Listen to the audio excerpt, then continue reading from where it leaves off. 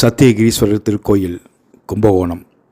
இத்தலமானது கும்பகோணத்தில் செங்கனூரில் திருப்பனந்தாளில் அமைந்துள்ளது. இத்தலம் சண்டிகேஸ்வரர் அவதரித்த ஸ்தலமாகும். இத்தலத்தில் பைரவர் இருவராக ஒரே இடத்தில் காணப்படுகின்றார். இங்கு பைரவர் இருக்கும் சுவற்றினை தட்டினால் வெண்கல ஓசை கேட்கும் என்பது இன்றும் நடந்து வருகிறது. இதனால் இப்பைரவருக்கு வெண்கல ஓசை பைரவர் என்றே பெயர் பெற்றது. இத்தலத்தின் வரலாறாக மேருமலை 9ஆக உடைந்து அதிலிருந்து காந்தமனம் என்ற சிகரம் 7 துண்டாக உடைந்தது. அதில் சத்தியம் என்ற சிகரமானது விழுந்த இடமே இத்தலமாகும். இத்தலம் விழுந்த இடத்தின் மேலேயே இத்திருக்கோயில் அமைந்துள்ளது. இத்தலத்தில் வீட்டிருக்கும் இறைவன் சத்தியகிரீஸ்வரர் ஆவார். இறைவி சகிதேவி அம்மை ஆவாள். முருகன் சிவனுக்கு குருவாக இருந்து உபதேசம் செய்ததால் முருகனுக்கு சிவதுரோக தோஷம் பற்றியது. அதனை இங்கு சிவ வழிபாட்டின் மூலம் நீக்கப்பெற்றார். சூரனை அழிப்பதற்கு ஈசன் இங்கு சர்வாங்கர படையை கொடுத்து அனுப்பினார். முருகன் வழிபட்டதால் இவ்வூருக்கு செங்கனூர் என பெயர் பெற்றது. வைணவத்தில் சிறப்பு பெற்றவராக கருதப்படுபவர் பெரியவச்சான் பிள்ளை. அவர்கள் அவதரித்த ஸ்தலமே இத்தலமாகும்.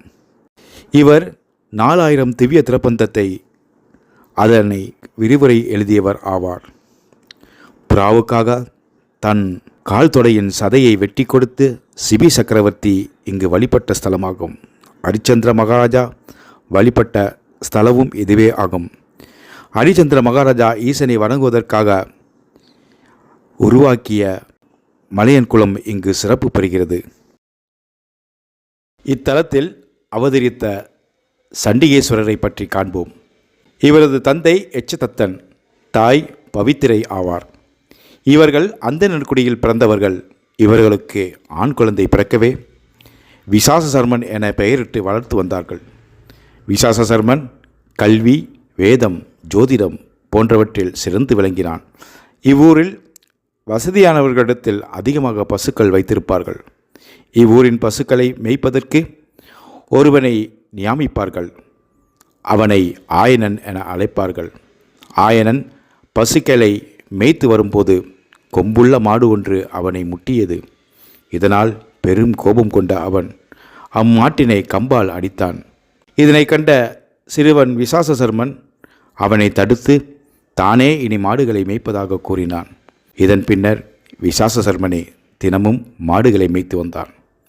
பசுக்கள் நன்கு செழித்து வளர்ந்தது. வழக்கத்திற்கு மாறாக அதிகமாகவே பால் சுரந்து வந்தது. இவ்வாறு இருக்கையில் சில நாட்களுக்கு பின் பசுக்களானது ஒரு நெல்லி மரத்தின் கீழ் போய் நிற்க அங்கே அவைகளிடத்திலிருந்து தானாகவே பால் வடிய ஆரம்பித்தது. இதனை விசாச சர்மன் கவனிக்கலானான். சிவனின் மேல் அதீத பற்று கொண்ட அவன் அம்மரத்தடியின் கீழ் மணலினால் சிவலிங்கத்தை உருவாக்கி தானே பசுகளிடத்தில் பாலினை கறந்து அபிஷேகம் செய்து வந்தான். இவ்வாறு செய்து வருகையில் பசுக்கள் தினமும் சுரக்கும் பால் அளவை எந்தவித மாற்றமின்றி குறையாமல் அதே அளவுடன் பால் சுரந்து வந்தது. விசாச சர்மன் பாலினால் சிவனுக்கு அபிஷேகம் செய்வதைக் கண்ட சிலர் ஊரில் உள்ள அனைவரிடத்திலும் இதனை சொல்லிவிட்டார்கள். ஊரில் உள்ள பசுக்களின் சொந்தக்காரர்கள் அனைவரும் ஒன்று திரண்டு விசாச சர்மனின் தந்தையிடம் இதனை பற்றி புகார் தெரிவித்தார்கள். தந்தையோ இனி இதனை நானே கவனித்துக் கொள்கின்றேன் என கூறி அனைவரையும் சமாதானப்படுத்தி அனுப்பினார். விசாச சர்மனிடம் இதனை பற்றி கேட்காமல் மறுநாள் காலையில் விசாச சர்மனுக்கு தெரியாமலேயே அவனை பின்தொடர்ந்து சென்றார். விசாச சர்மன் பசுக்களின் பாலினை கறந்து அவைகளில் குடத்தில் சேகரித்து சிவனுக்கு அபிஷேகம் செய்ய முற்படுவதைக் கண்டார். இச்செயலின் பின் விசாச சர்மனின் தந்தை கோபம் கொண்டு வெகுண்டு எழுந்தார். ஒரு தடியை எடுத்து மகனின் முதுகில் ஓங்கி அடித்தார். கடுஞ்சொற்களால் அவனை திட்டினார். குடங்களில் உள்ள பாலினை கண்டு வெகுண்டார். பால் இருந்தால்தானே நீ சிவனுக்கு அபிஷேகம் செய்வாய் என பால் குடத்தினை தனது காலால் எட்டி உதைத்தார். பாலானது தரையில் விழுந்து கொட்டியது. பால் வீணாவதைக் கண்டு விசாச சர்மன் பெரும் கோபம் கொண்டான். ஒரு கம்பால் தந்தையின் காலில் ஓங்கி அடித்தான். அது கோடாரியாக மாறி தந்தையின் காலை இரு துண்டாக வெட்டியது. தந்தை தரையில் விழுந்தார். மீண்டும் கம்பை ஓங்கவே சிவன் பார்வதி தேவியுடனும் முனிவர்களுடனும் தேவர்களுடனும் காளை வாகனத்தில் தோன்றினார். விசாச சர்மனை சிவன் கட்டித் தழுவினாள். இதனால் விசாச சர்மனின் உடல் பேரொளி பெற்று பிரகாசத்துடன் திருவுடல் ஆனது. சிவன் கட்டித் தழுவியதால் தந்தையை வெட்டிய பாவம் அவனிடமிருந்து நீக்கப்பெற்றது. சிவன் தான் அணிந்திருந்த கொன்றை மாலையை அவனுக்கு சூட்டி மகிழ்ந்தான். இனி நீ என்னுடைய உணவு பாத்திரங்களையும் ஆடைகளையும் என் உடைமைகளையும் உனக்கு தந்தேன். இனி நீ சண்டிகேசனன் என பெயர் பெறுவாய் என கூறினார். இனி இங்கு உன் வாழ்வினை கழித்து சிவலோகம் வந்து எம்மிடம் சேர் தலைமை பதவியை ஏற்பாய் என்றார். இச்செயலின் பின் விசாச சர்மன் சண்டிகேஸ்வரன் என்ற பெயரை பெற்றார். சிவனோடு இருக்கும் பாக்கியத்தை பெற்று நாம் வணங்கும் சண்டிகேசன் ஆனார். இத்தலத்தில் சண்டிகேஸ்வரர் அவதரித்த ஸ்தலமாக இருப்பினும் அவர் முக்தி பெற்ற ஸ்தலமாக திருவைப்பாடி விளங்கி வருகிறது. இத்தலத்தில் மேல் பிரகாரம் கீழ்ப்பிரகாரம் என இரு பிரகாரங்கள் அமைந்துள்ளது. மூலவராக சத்தியகிரீஸ்வரர் அருள்பளித்து வருகின்றார். இரவியாக சகிதேவி அம்மை அருள்பளிக்கின்றார். கருவறையை பார்த்தவாறு நந்தி உயரத்தில் அமைந்திருப்பது இக்கோயிலில் மிகவும் சிறப்பு வாய்ந்ததாக கருதப்படுகிறது. வேறு எங்கும் இத்தகைய அமைப்பினை காண்பது அரிதாக உள்ளது. பலிபீடம் அமைந்துள்ளது.